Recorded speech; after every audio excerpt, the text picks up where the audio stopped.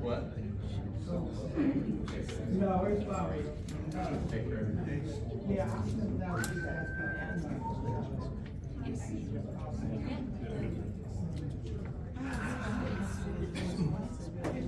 Sit all right on the one chain, they love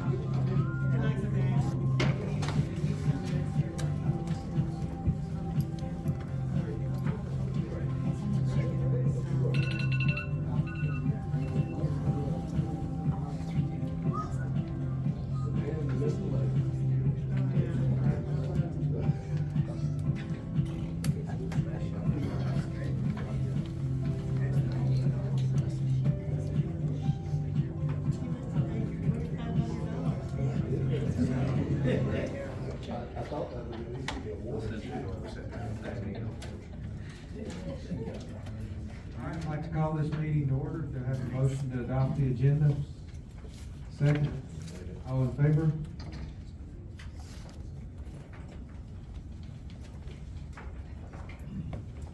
Roger, you're in the first part here? Rhonda, teaching and learning. All right, so we're in for a special treat tonight. Got used to this. We're in for a special treat tonight. We have, some of our students from our trades and training program.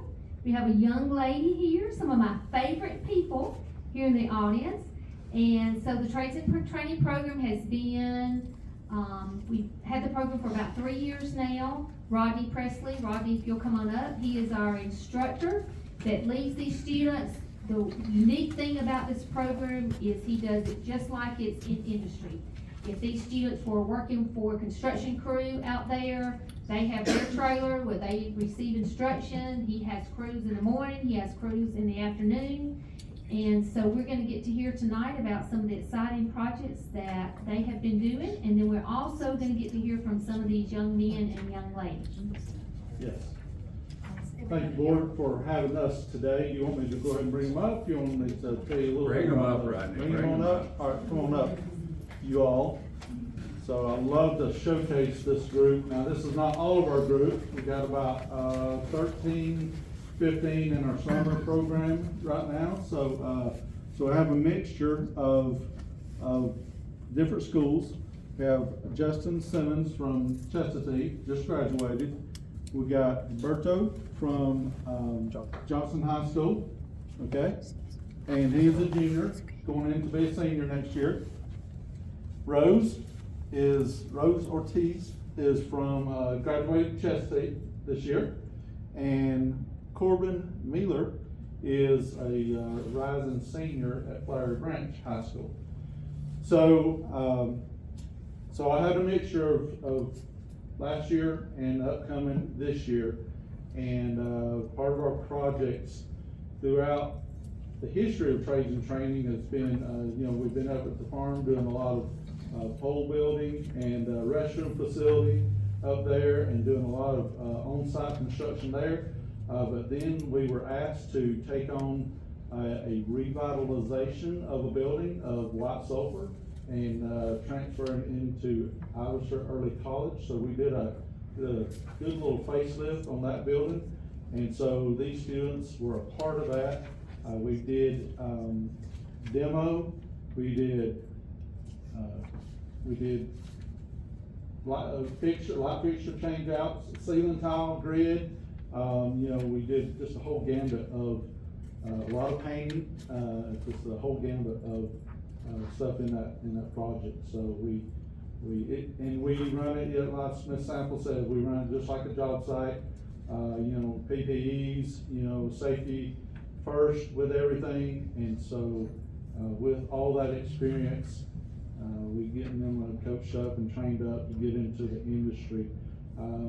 We've already had a lot of students go into the industry. Even in this year, class, had a young man, step in to the electrical apprenticeship, program or electrical program through, Corey Clark. And they're working on the Johnson project.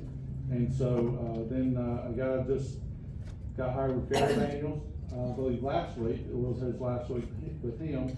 So, then we had students going to Nebraska and Gorey and just other construction, trades, construction companies here in the local area. So, I want to let them tell you a little bit about what they did. Hello, I'm Justin Simmons, and I started training about in September, and like Presley was saying, we started at the farm working on the pole barn, and I wasn't here for most of that, but I did get to do the roofing, which was really fun. And then we kind of switched over to white sulfur, and we've been at that for about 4 or 5 months now. So it's been a while. That's been like our main project that we've been working on. What did you do? Well, I started doing demolition, and then right after that, I started doing the studs for the drywall, and then laying drywall. And we kind of moved to the bathrooms and kind of took everything apart, and took the sinks out and the toilets out and everything like that. And then we kind of moved to the hallways, taking the ceilings off, and then we went into the rooms and did the same thing. And then we started painting, which was a big chunk of what we were doing at White Sulphur. And then I was doing the ceiling as well, putting it up, and it's been a really fun experience so far. Okay. I want to jump over to Rose. We'll come back to you, but hello, I'm Rose, and yeah, I've been in trades and training since August of last year. I've really enjoyed it. Thankfully, everyone has been very welcoming here, including Mr. Presley, and I'm very thankful for him. I wanted to say that first. And so yeah, we started first at the farm, and it was hot in the beginning, very hot. But yeah, I started working on the trusses. I didn't do much of like the roof or anything. I was mainly on ground crew. I was a little scared to get up there. But yeah, and then after that, we did a couple of sheds. We did a couple of those. Those were fun. And then in January, we switched over to White Sulphur. White Sulphur reminded me a lot of my elementary school. It was very weird, but I liked it. But it felt really good seeing a lot of progress, especially like in painting, and I didn't get to do much of demo, aside from a couple rooms, but I was mainly helping painting a lot, and I also helped a lot on the roof, the ceiling, and putting in ceiling grids, and yeah, it's a lot. okay. I'm Corbin, and so I also started trades and training in August, and I would be lying if I said I knew what I was doing right off the bat, because when I started, it was pretty rough, but then towards the end of the pole barn, I really got the hang of it, I feel like, and then so I started doing a lot of roofs on the small buildings and everything. And whenever we switched over to White Sulphur, I helped with some of the drywall, and then I really started doing a lot of the lights. I did probably majority of the lights myself. About 200 plus lights to be changed out, you know, from these to LED. He did probably about 125 and all, a good bit of them, so yeah. And then so I've been doing mostly just all the electrical work, all the taking out outlets, putting in new outlets in, getting everything, make sure everything's running right. Yeah. That's about it. Good evening, my name is Roberto Medrano, and this is my first year. I started in June of the summer, and what I've been doing at White Sulphur was first started painting, which I had basically no experience in, by pickup really fast, and it really helped me not only at work, but at home. When remodeling or anything that needed painting, my dad always called on me, which is a blessing and also a curse, And then from there, I was taught by Mr. Presley how to put in P-traps in sinks, and basically all the sinks that we have at White Silver, and which also helped me out with remodeling the restroom. My dad called on me immediately. And we also have been doing other works as well. We've been at the farm painting. We've been basically everywhere, helping out wherever we can. And like Mr. Presley said at the beginning, we work for Hall County, and wherever Hall County sends us, that's where we be. And this program has been amazing, because not only do I learn new experiences, new ways of working, but also meet people like the people I have surrounded with me and Mr. Presley, which I'm really thankful for. And yeah, guys, thank you guys. Do I have any questions about what we've done or what we're going to do? Rodney, you and your team are too humble. Number one, not only have you guys taken a job at White Sulphur that just today a professional architect said you probably saved us between $200,000 and $350,000 on that renovation of Ivester Early College North Campus. You're now moving on to the bus shop, the addition to the bus shop, and you all are gonna finish out all of the office spaces and put the walls and everything in there. That'll be another savings, $150,000. So people that aren't big enough to dream can't believe that students can actually do the work of adults and do it even better, be ready for the workforce in the 21st century, and save their local community money at the same time. So I can't tell you how proud I am of you folks. Again, I put our students up against absolutely anybody, and I'm sure glad to see, as a father of 2 daughters, some girl power with that construction crew. And so thank you all for what you've done. So we really appreciate the opportunity, because you're right, Mr. Schofield, there's a lot of people that would kind of doubt, and the naysayers that say, oh, kids are doing this, well, what about this, what about that? Well, I have a name to stand by. I live in this community, I grew up in this community, and so as long as my name is on this program, we're gonna do things right. And if it's out of our scope, then I'm not too shy away to ask for help and get the professionals or whatnot if they need to come in and take care of some things. But we do appreciate that, because that's what it's all about. I mean, it's teaching these students, these future tradesmen, the actual trade, and of course, said it before, love the classroom, love the labs and everything like that. But man, getting your hands out here in the real world, I mean, that's the real lab projects is where it's at.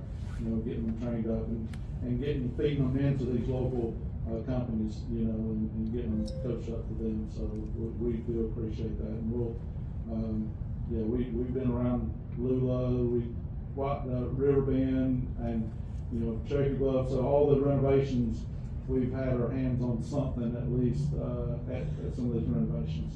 Somebody told me you were working on one of your tiny houses lately also, which is just a fascinating process where you've been able to generate some tremendous funds for your program. The beauty of a tiny house, of course, is that in a lot shorter period of time, you can show all the systems of construction and residential construction. What are you doing with that particular one right now? What stage are you at? So the stage that we're in is actually the finished stage. We got all the roughs in, we got the insulation in, the walls are in, the finished walls, the bathroom, we gotta finish the bathroom before we start putting in cabinets and such as that. So we wanted to get the outside painted, so that siding can take a breather of getting rained on and stuff and weather. So I've decided to go out, have them go out there and get that sealed up, so we get that protected. Rodney, people harken back to the day when schools were so good. I remember industrial arts. It was one of the 2 electives we could take, and we made birdhouses and we made cutting boards. In the words of Virginia Slims, I'd say you've come a long way. And I appreciate everything you're doing. Yes, sir. Thank you. I think one of the most important things we're hearing from these kids is, well, they're not kids, they're adults, is they appreciate this opportunity And when you appreciate something, you're gonna work harder at the job. And, another thing, I'm thankful for Corbin. I'm glad you look like your mama. Amen. Yeah, can we get a picture of you and your kids there? I would say we run the trades and training program through our work-based learning program, so these students do receive work-based learning credit. Rodney and I have had a couple of opportunities to present this program to work-based learning coordinators and to and some construction teachers in the state. And so we have put it out there for other districts to model this program, which is also a plus. And then, I mean, the opportunities are just great. I mean, we've got partners out there that will hire any of these students once they find out that they come through one of our career tech pathways, and then they've done trades and training, they have no trouble getting a job. So thank you, Robbie.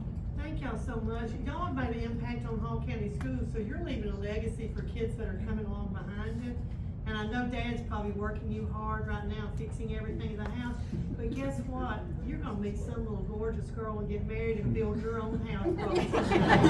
And you will be so proud and save yourself so much money. I have no doubt that y'all are gonna go out and get great jobs and make an impact on our community. So, and you're gonna be paying taxes that help the Hall County school system. Thank you. I'm so proud of y'all. You're doing a great job. Thank you. Craig, go out there and get the picture.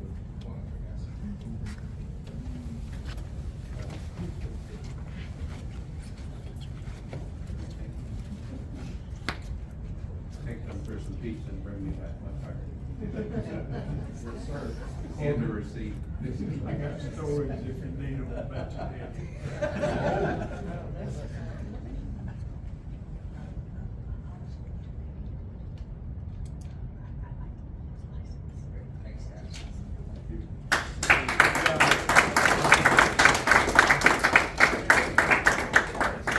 Okay, next we will hear from Heather Barrett, who is Director of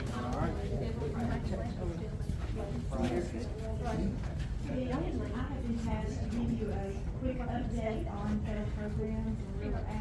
You'll see that there's a attachment in your agenda that you can follow along, but I'm gonna go through it quickly. There's 2 pages here. The front page, we're gonna talk about, all of the federal programs that have been frozen at this point. I know that's a hot topic, that's why I'm giving you an update of where we're at and what we're hearing from, US Ed.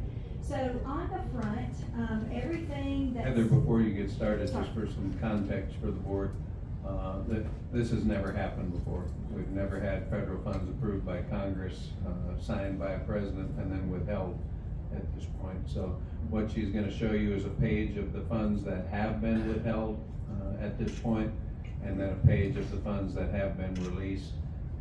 And you're welcome to follow up with questions, but if the question is what's gonna happen, the answer will be, we have no idea. So we've planned, we're in a good position, but we just wanted to bring you up to date, on what's going on at the federal level. Okay, so again, on the front, this is everything that is, included in the freeze at this point. Heather, is your microphone on up there? I think so, maybe I need to hold it. Yeah, hold it. Okay, okay. So, is that better? That's better. Sorry. Okay, so, Brittany Bennett is the Director of Federal Programs, okay? I am the Director of Title I Services, which you'll see on the back. All our federal programs, there's several different federal programs. I wanna make that distinction before we go through. Brittany is over all of the ones on the front, okay, that I'm gonna go through. Title I, Part A, is me again. So Brittany has Title I, Part C. That is education of our migrant kids, our students. And I want to just clarify what a migrant student is. That's somebody that their parents have moved districts or states within the last 36 months. So that could be an American citizen. That's different from an immigrant, okay? So there's migrant and there's immigrant. And a lot of times in the media, they get them confused. So just to clarify that, you can see the allocations that we got in FY25, that was last year. Again, because all of this money is frozen, so we don't know anything about FY26 at this point. You can see that Title I, Part C, again, is migrant children. We're currently serving around 277 kids. And in that, we have salaries, in all of this, let me back up and say, combined in all of the things and all of the money that's frozen at this point, there's 21 positions, okay, included in that here in Hall County.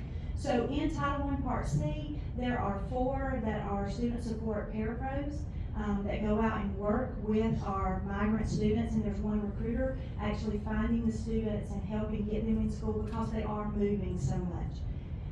Then if we scroll down, there's Title II Part A. You can see the allocation from last year. Again, that one is teacher quality. That's where we pay for professional learning for our teachers. We also give every school an allocation.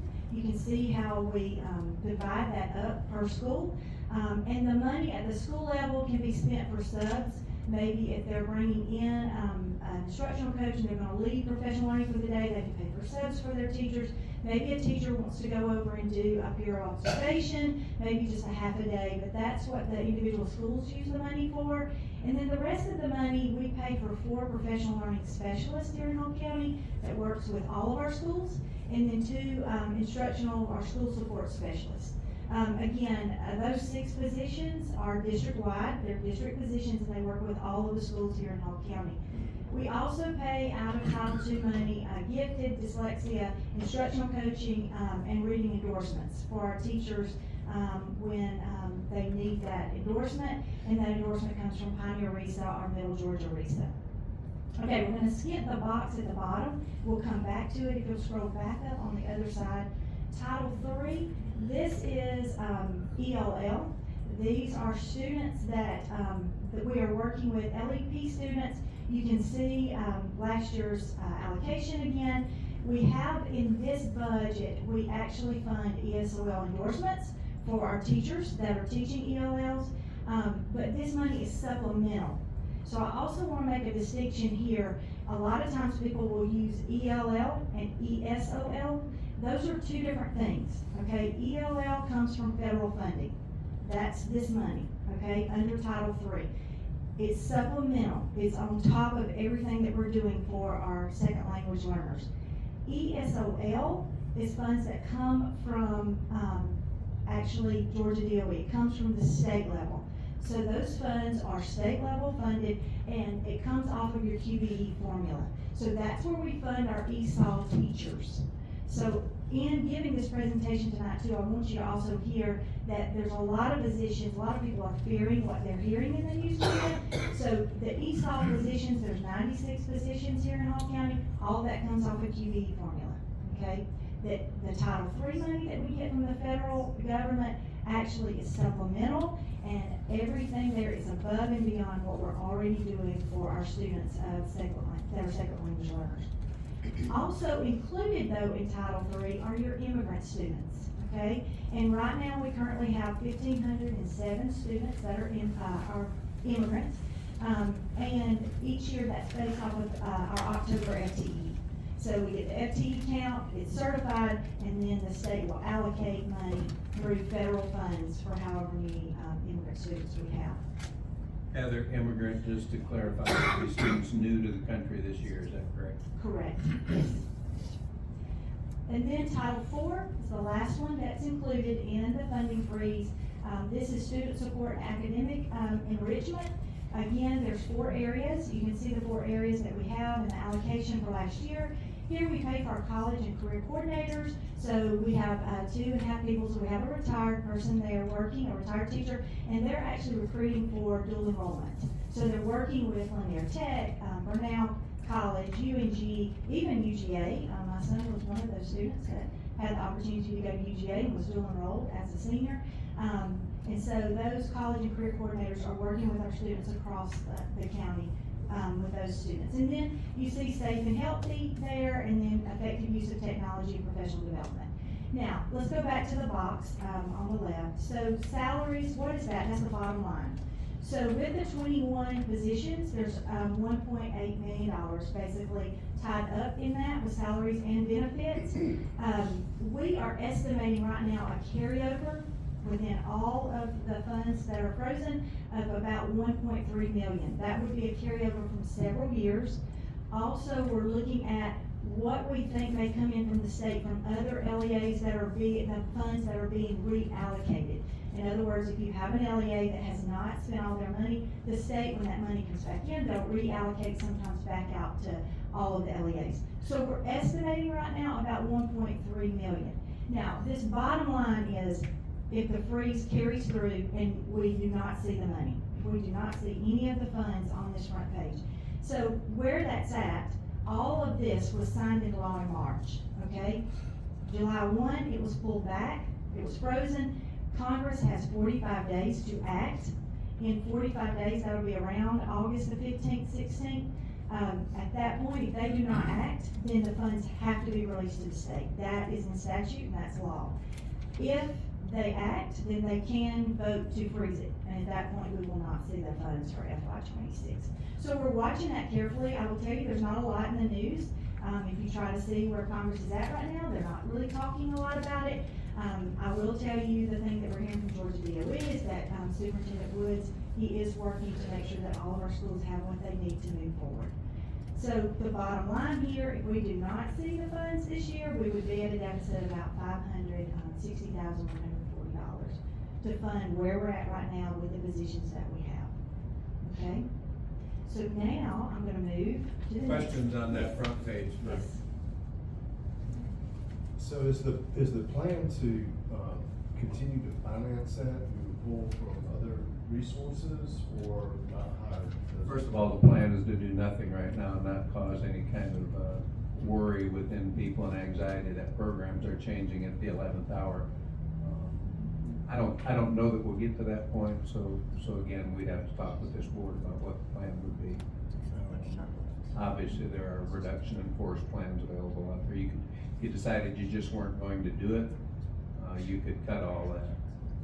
But for instance, I think it's unfortunate that a Jackson EMC lineman gets almost 3 times as much professional development as a classroom teacher. That Title II fund right there is where the majority of training for teachers comes from. So everybody wants folks to do things better, do things in a new way, but we don't create time or opportunities. And so that, I would really hate to see any of that touched. Do we need to be reaching out to our legislators and people and saying, look, can y'all get on and do something here? You sure could. I mean, this is federal, of course. But Yeah, we need absolutely. to, we need to encourage folks to do that, so. Okay. All right, moving on to the next page. So on this page, you'll see the rest of the federal programs that we receive here in Hall County. Nothing on this page is included in the funding freeze. All of the funds on this page have either been already allocated by Georgia DOE or they're gonna be voted on this Wednesday in their board meeting on the 16th. So I'll go through quickly. Again, I'm the Title I director, and Title I is your free and reduced. That's probably the largest grant that we receive in federal fundings. You can see our grant from last year. This is serving our free and reduced students. We serve 21 schools, and we also do equitable services. So we have 2 private schools, Monsignor Catholic and Lanier Christian. That's where we have kids that reside in Hall County. Their parents choose to go to private schools. That's under equitable services, and if they choose to participate, we have to allocate funds to that student. The funds follow the child. We also have, we also oversee school improvement grants for our CSI schools, and then we also serve, if you'll scroll up just a little bit, Title I Part D, which is our neglected and delinquent. We have one neglected and delinquent facility here in Hall County, that's Eagle Ranch, and they get an allocation. The allocation comes through us, so the money flows through Hall County. We work closely with them on their plan and then how they spend the money to serve those students. Currently, our certified October FTE percentage for poverty is 61.56.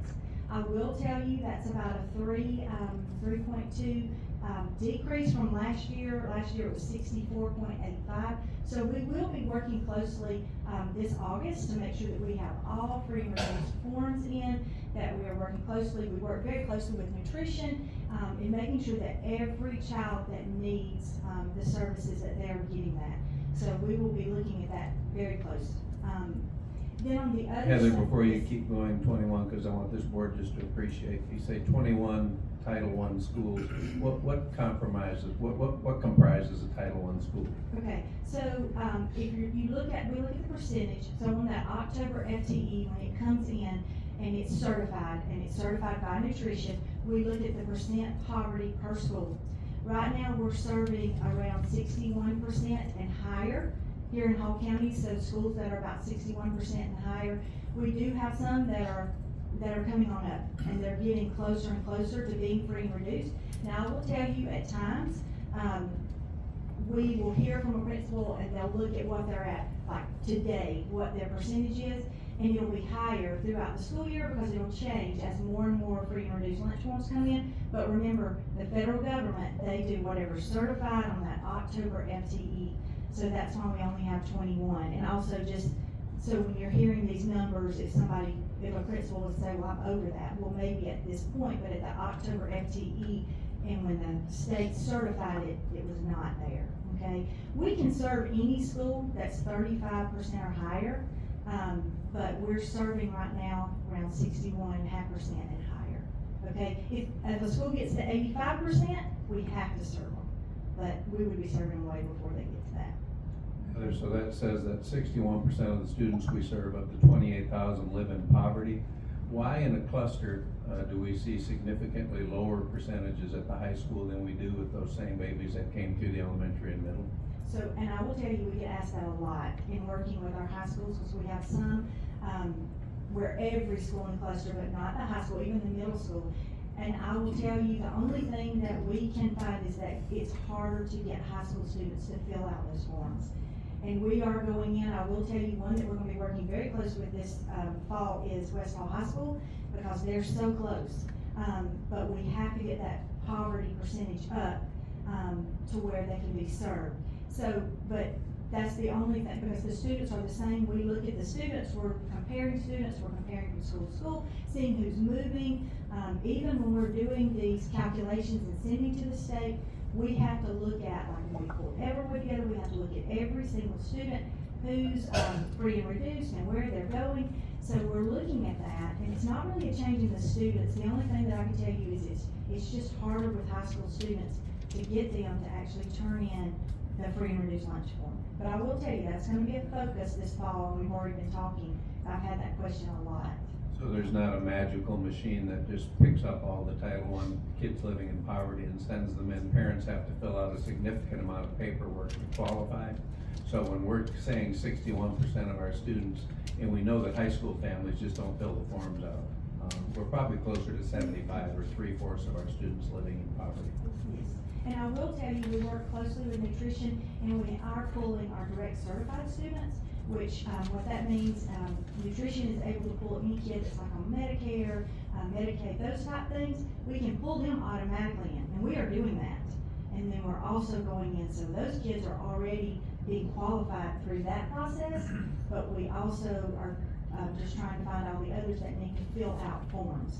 Again, it just kind of boils down in high school to, it's hard to get kids to fill out, so yeah. Kind of, what is the poverty number that considers you Title I? What's the number of the income level for that now?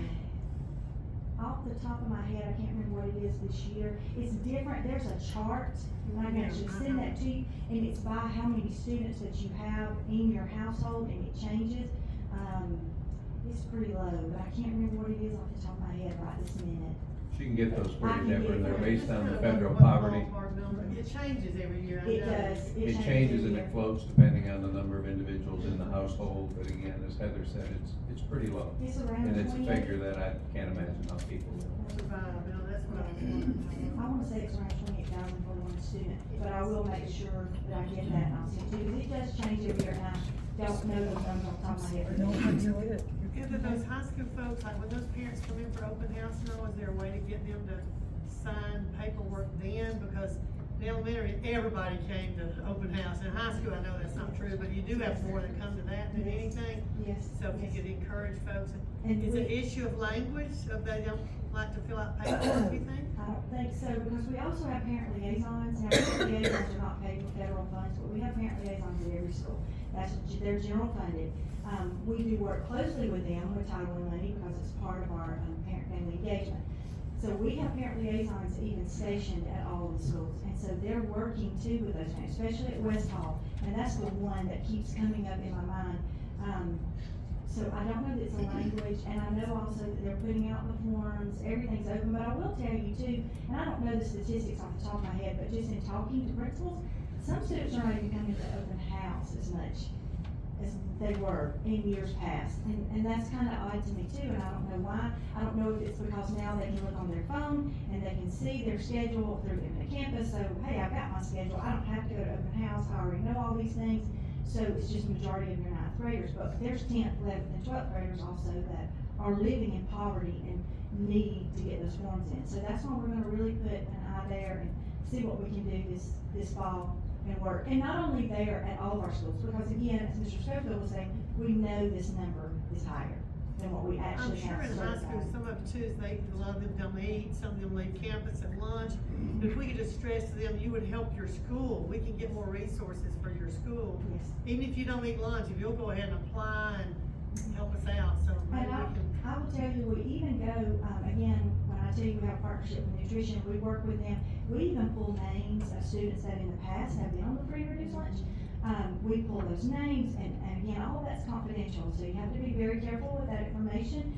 But we work closely with our administrators in the schools and actually call the students, we call the parents, and we try to work that avenue too, to just say, hey, last year you're on this list, this year you're not on there, like, can we help you to fill this out? That's where our parent liaisons come into play. We're even going, that far at every school, and, with a list of names. And again, it's not happening, but we'll see what happens this fall. We're School gonna- food nutrition, Cheryl Jones' team does an amazing job. I mean, they're just like a phone bank, calling people, making sure they're getting the help. And quite honestly, we've got a lot of families that say, I'm not taking a handout, I'm not interested in your paperwork. They're just, there's all kinds of reasons. Don't we have either a program or a policy in effect that every child will get lunch? Cheryl? We do not deny children meals at Yeah. all. You will eat if you come through our line. By the way, one of the real sad things is we have students who do not qualify for Title I that have tremendous amounts that are owed in credit. To the point where last year we finally, and I hated to do it, you have to take it case by case, but doesn't tend to be those kids that we have trouble with. It's kids whose families could pay the bills and that rack up tremendous amounts of bills because we won't let a kid go without eating. Well, I was gonna say, you know, we've all been to hospital. Part of that too, I could see being the stigma. Yes. I qualify for free lunch, so I don't know what the form looks like, but maybe if you can kind of hide that a little bit, if you will, and just collect the data. So I can tell you, it's online, so parents can do it totally online, and nobody ever has to know. And we do put that out as well. So in a lot of our schools, it's just a QR code, you can just go by and snap a picture. And I'll even tell you, we have some schools that even send it home with every child, like to try to, keep that down, and we do try to protect at all costs. They do a great job of that, Bo, and by the way, everybody uses the same card to get lunch, whether you're paying full price or whether it's free, and so no, but unless the kid tells you, you don't know that they have free or reduced lunch. By the way, that's a perfect picture of why I say, we work in a school district that is consistently for 20 years now in the lowest 30% per FTE expenditures in their general fund every year. Those are kids that need extra resources. I'm not sure we should be proud of that, but that's the reality.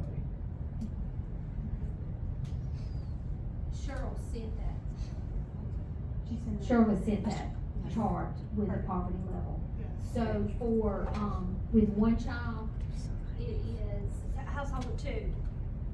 household two, 39,128 would use, but if it's, annual for free meals, it'd be 34,645.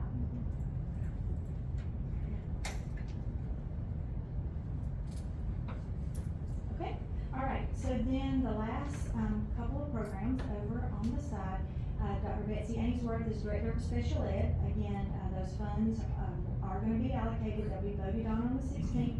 You can see there that, IDA Part B, there's 611 and 619, and you can see the difference there in the allocations last year.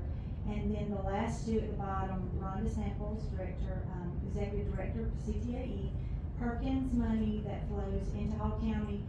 She already has FY '26 allocation. That's the only one that Georgia DOE voted on last month.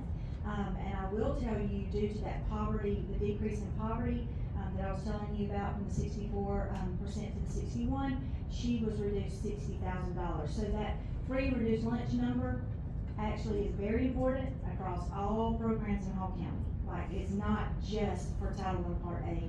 CTAE works off of that, all of our programs, and that's how they allocate it, just so you know. But she's already received, her allocation for FY '26, and again, that's for CTAE. And then Joey Millwood, Director of Student Services, there we have, McKinney Bento, and that is for homeless education and the FY '25 allocation. You can see, and again, we do not have FY '26 allocation at this point. But everything on this page has been released by the federal government. It's in the Georgia DOE hands, and they've either voted on it or they're voting on Wednesday. So, the next thing we're gonna be looking for is the next 45 days and see what happens with the funds that have been frozen, and working together to try to, How many homeless are we serving now? I do not know that number. It's in the mid-100s. It's, It is. I can remember a time in this district when maybe we had 15 or 20. And the interesting thing about the McKinney Bento is that's the vans that you recently purchased. We have students as far away as 100 miles that by federal law, we have to go pick up and bring to school, and take back home if you're homeless, whatever home is right now. There's 7,000 homeless individuals identified in Hall County, 7,000. There's not a week that goes by that we're not relocating students who are living in cars, motel rooms, multiple families. It's real, and I'm afraid it's about to get worse. And I'm sorry, I apologize, I did not reach out to Melissa Satalovich to get that number, and she oversees that. I knew it was on the rise, but I didn't know, I knew it'd go up a good bit, but I didn't know how much. Any other questions? FY 10-11, Deborah, during the Great Recession, we saw the greatest increase in terms of percentages, but a lot of that was situational poverty. It was individuals who, both parents had lost their jobs. And so now we're back into seeing much more generational homelessness, which has gone on for years.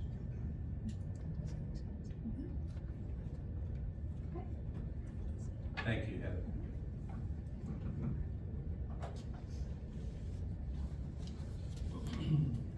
Alright, Jonathan, I think you're up next. Yes, sir. TABT report, for the month of June, we collected, about $1,270,000, $275.63. Overall, still in a good, healthy position, a little bit more than last year, and also a little bit more than last month. If you have any questions, just let me know. 2026 budget, Jonathan, you wanna talk a little bit about that? We finally did receive a preliminary digest. I think Susan was in your office when we got word that we're gonna get our first peek at what they said you might wanna have some faith in.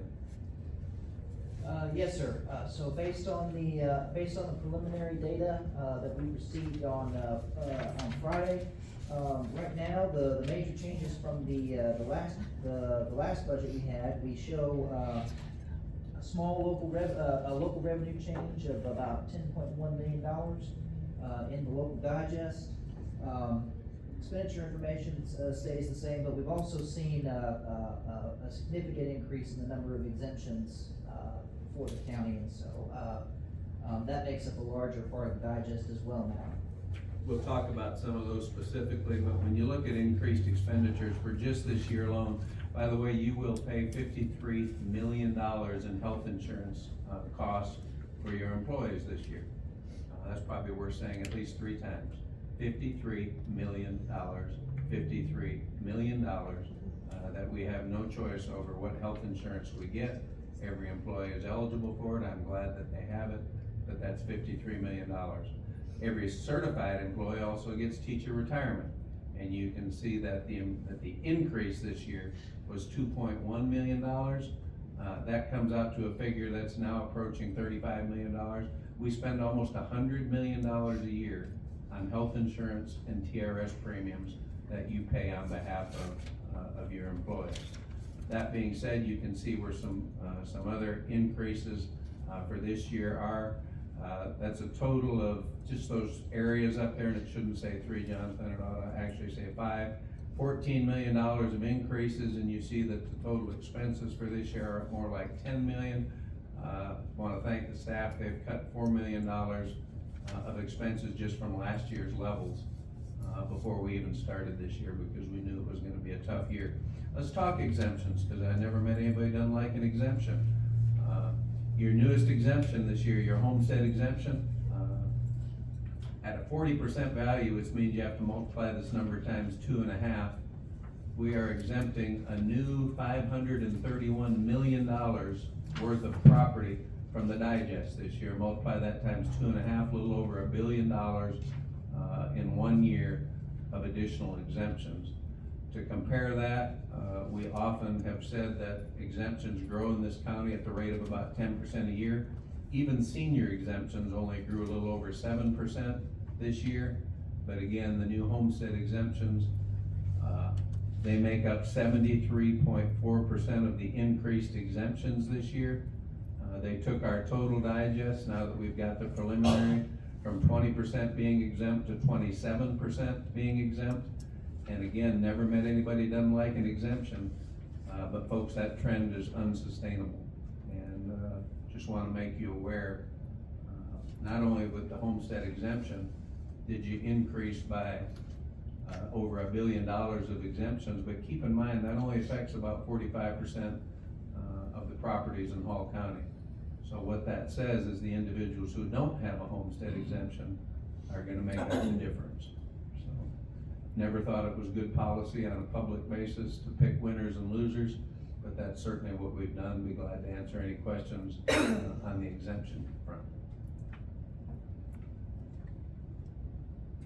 Fortunately, we have some reserves because those exemptions went down significantly from the preliminary numbers that Jonathan and I got that were absolutely eye-popping, and these still are. We think we can now get this budget within $4 or $5 million, excluding the federal funds that Heather talked about, dipping $4 or $5 million into reserves. We are going to talk to you about a full rollback this year, even in spite of all this, because you've done such a good job of putting some money in reserves. We'll spend some of our reserves, which would mean there'd be no budget hearings this year, and we'll be on track to pass the budget, move on, and see what other surprises we get as the year proceeds. Questions?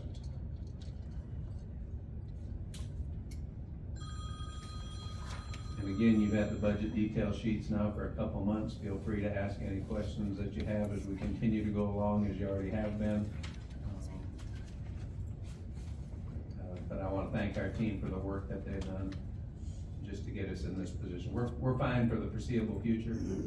I feel for whoever is trying to manage this budget 5 and 10 years from now.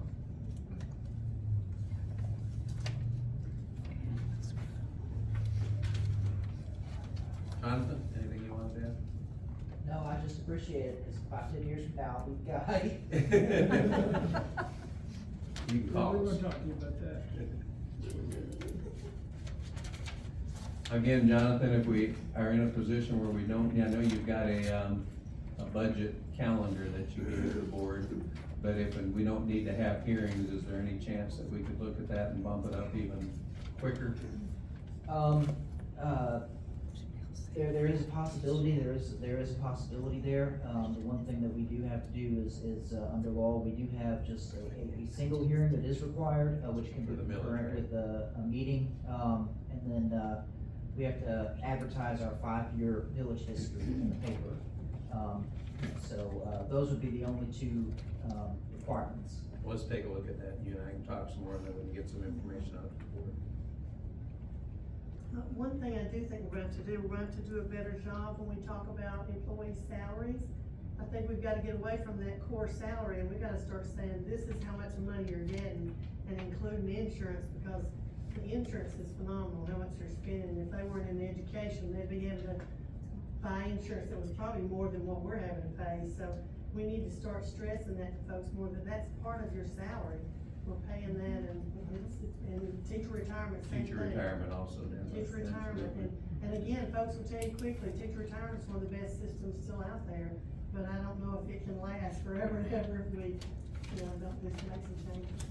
Well, everybody says tighten the belt, cut everybody's salaries. There are schools in South Georgia, high schools, that have single-digit number of teachers with certificates. There is such a shortage of teachers right now in this country. And I know a little bit about supply and demand, and when you don't have enough painters in your community, you don't cut their pay. As a matter of fact, some people might think you pay them more, especially when they're working with the most valuable resource we have, which is our boys and girls. But that's a conversation for another day. Need a spending resolution, because again, we don't have a budget.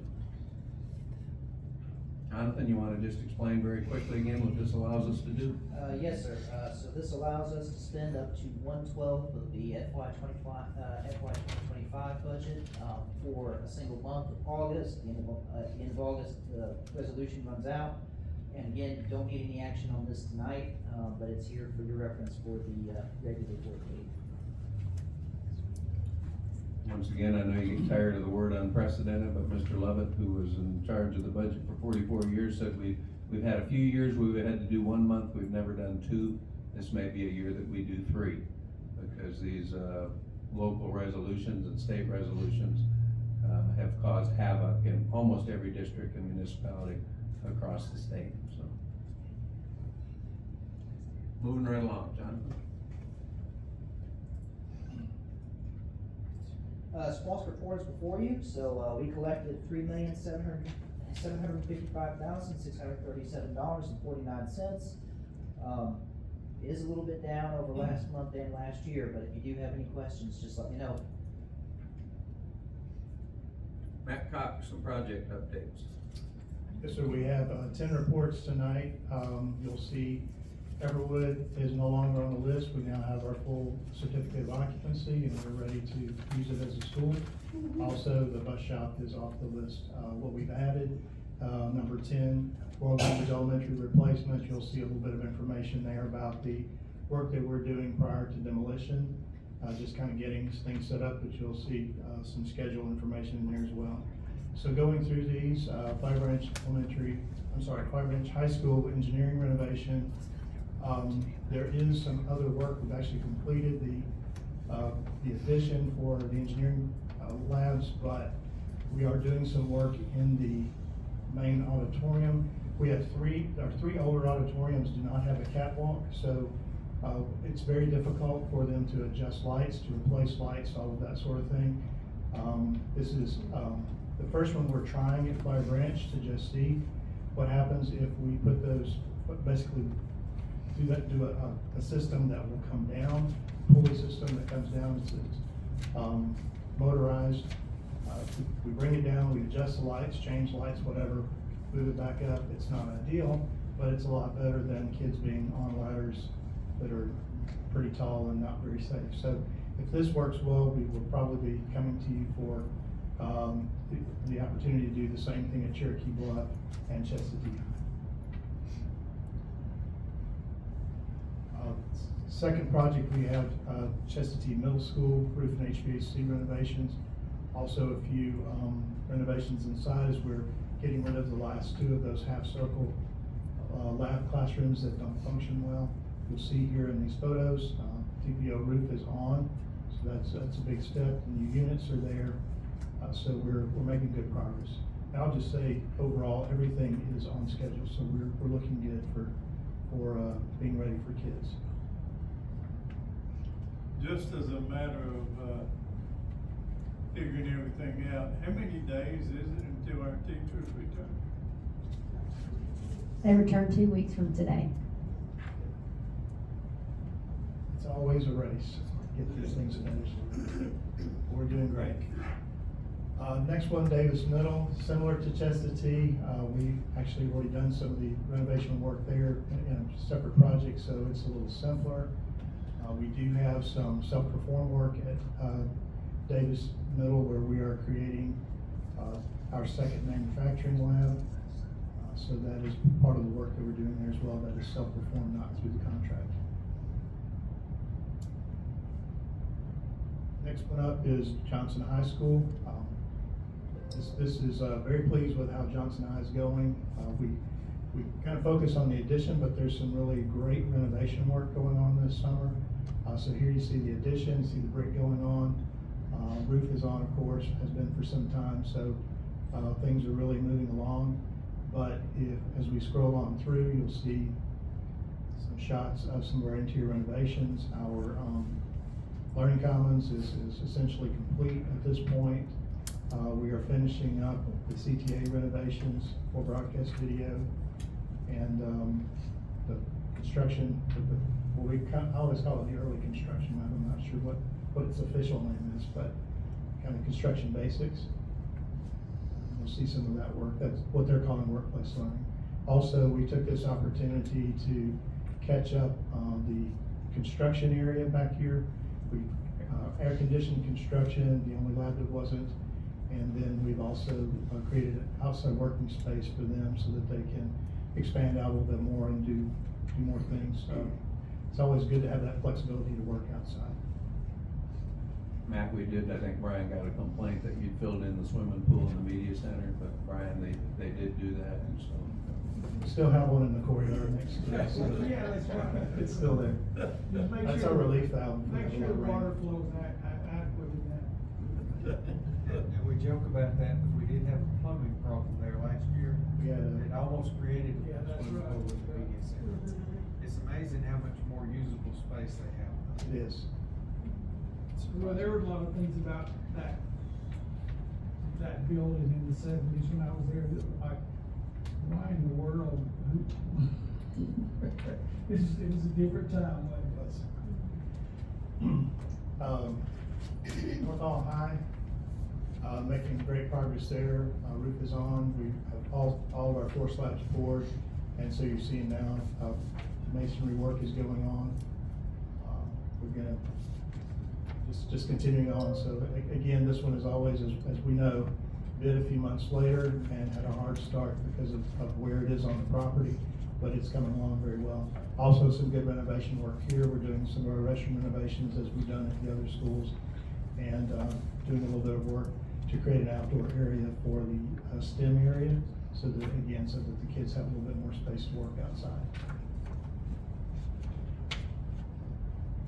Next up, Sardis Elementary. This is one of the most surprising changes that I could tell you. Learning Commons, we were pretty limited with our area here, but just by opening it up and moving a little bit of the space out, it's an amazing transformation. The space is no bigger, but it feels a lot bigger because of the way that we arranged it and given them more usable spaces. Also restroom renovations on Sardis.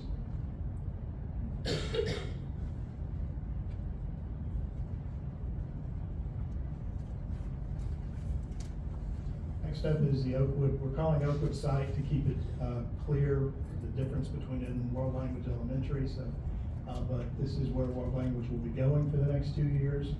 A lot of work is going on here. Just a lot of the work that you see that's kind of has the site messed up is just us trying to get a fire line and water line back to the modular building.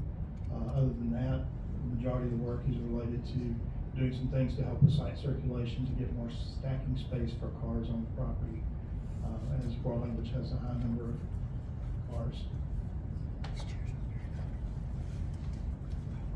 Tadmore is, it's been very challenging, but it's coming along very well. This was a pretty big change in a large section of the main building, but it's going to make a big difference for them. The restroom renovations here, Learning Commons was relocated and pushed back in the building to get it all on one level, just to be safer and more usable.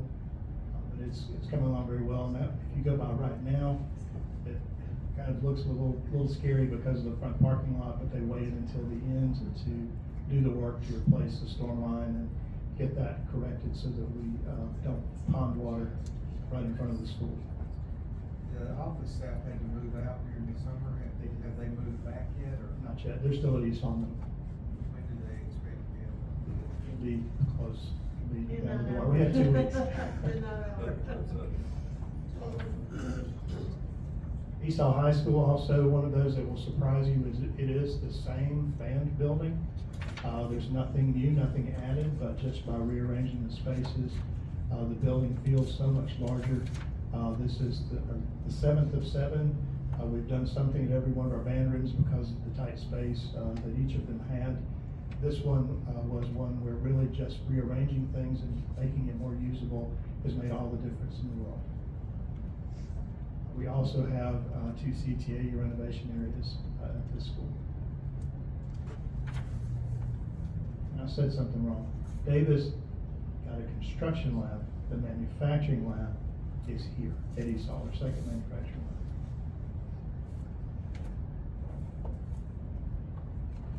The last, world language. Again, not a lot to see here, but you will, if you drive by the property, you see that Carolina has the fencing up around the property. We are well on our way to getting things going. It is a little bit of a slow start as we had some abatement to do in the main building. All of that is now complete. And we'll probably be, over the next probably 3 weeks or so, you'll begin to see the building come down. Didn't it look like some of the roofing started to come off on the kind of right side? They may have had to abate some of the roof Yeah, as well. I think it's what it was. You're gonna be amazed how quick that building goes down. That'll be, 2-3 days, it's just gonna be gone, and we'll be ready to get started. Matt, I didn't see the bus garage on here. You wanna talk about a happy crew? For the first time, they actually have a lift, at the bus garage in 2 of the new bays. Transforms what they do, gives them space, for a facility that's been 50% undersized. It's still undersized, but that is a happy crew down there. You wanna talk a little bit about what's going on there? Well, it really has made a big difference. Again, part of what we're doing, talked to Clay about how they use things. Yes, it is only 2 bays, but some of the bays they had, they were using for storage because they just didn't have enough storage. So by the third bay that we added is actually storage that actually frees up bays on the other side. So I believe they have a net gain of 4 with the 2 new plus 2 that were being used for storage. So this really helps them a lot. And if you get down that way, pull in and see it. It's really amazing, and it's so well thought out in terms of the storage area, which is lockable and accessible all at the same time. I think inventory control is gonna be just absolutely fantastic after you get that implemented. Questions for projects? The folks have been busy. By the way, when Matt needs some help moving furniture, equipment and all, he can just let Rodney know a couple days ahead of time, and the trades and training crew will be over there again, saving you just tremendous money instead of hiring contract movers to move furniture and equipment when that time has come at these facilities. Matt, you got some project requests? Yes, sir. We have 3 requests.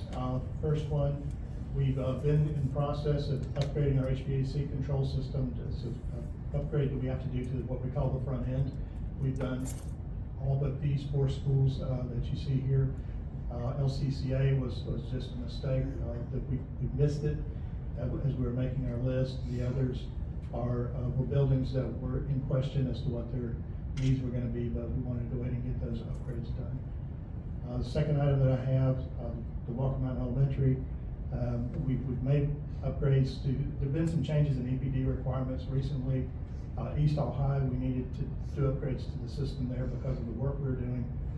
Similarly at North Hall, this is our third of 3 is Walker Mountain. So this is just gets the process started, but we do need to make some changes to stay in compliance on that property, and we hope we can keep the cost of that to a minimum.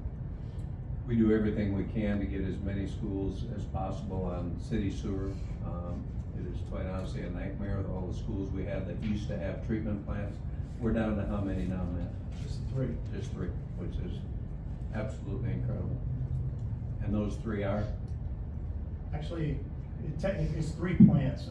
North Hall serves the middle school and the high school. So it's North Hall, Little High, East Hall High, and Walker Mountain.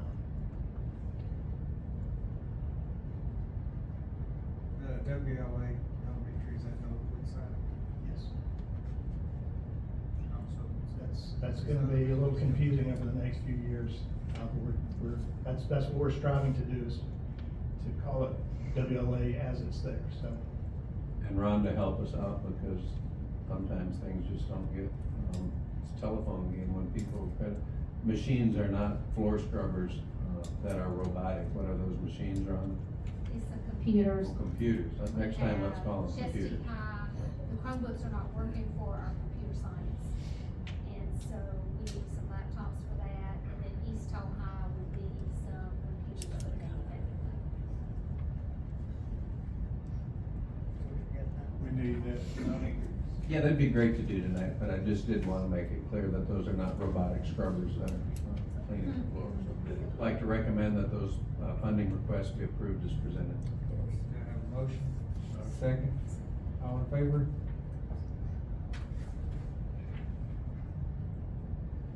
Carl, I think we're down to the personnel packet, and the reason that this time of year we ask you for action and get it to you as early as we can is because we're getting down to the short rows in terms of being fully staffed. Individuals who've had changes in their lives and are leaving at the 11th hour, we want to get them freed up to accept other jobs where they're moving.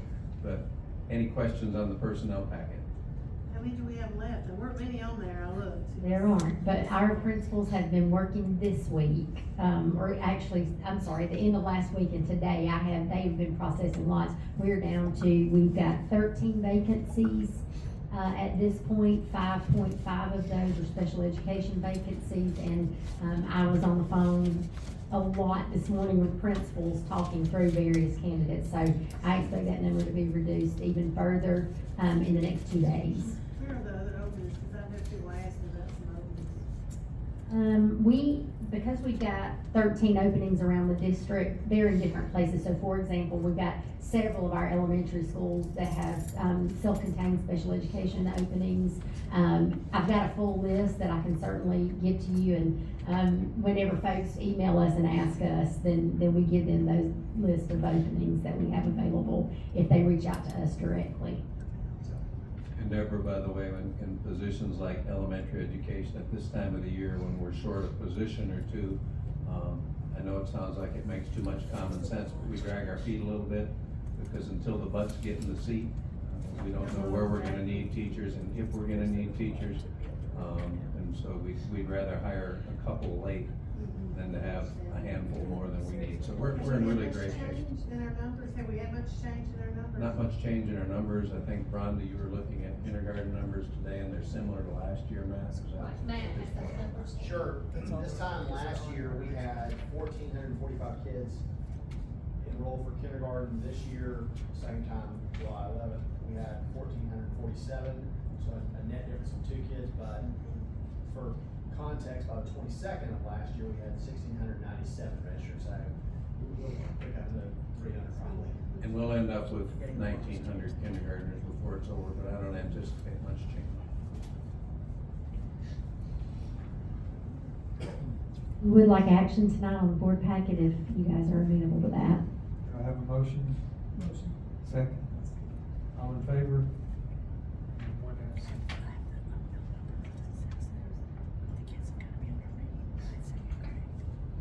That's all we have, Mr. Chairman. If there's nothing else, then the motion to adjourn. Do I have a second? All in favor?